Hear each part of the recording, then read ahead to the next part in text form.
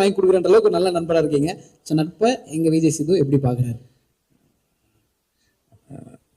அந்த ஃப்ரெண்ட்ஷிப் தான் இங்கே நிப்பாட்டி இருக்கு. அந்த ஃப்ரெண்ட்ஷிப் தான் எனக்கு விக்னேஷ்காந்த் மீட் பண்ண வச்சது. அந்த ஃப்ரெண்ட்ஷிப் தான் இவ்வளவு தூரம் கொண்டு வந்தது.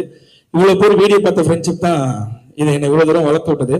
அதே மாதிரி படத்துலையும் என்னோட கேரக்டர் பேர் அன்பு. நானும் பிரதீப் ப்ரோவும் வந்து பயங்கரமான ஒரு அந்த காலத்துல ஒரு சூர்யா தேவா அப்படின்னா அடுத்த காலத்துல இந்த அன்பு பேர்லாம் ரிவீல் பண்ணலாமா? சொல்லக்கூடாதா? இன்னும் அங்கேயும் மிரட்டுற, நீ வெளில வாடி.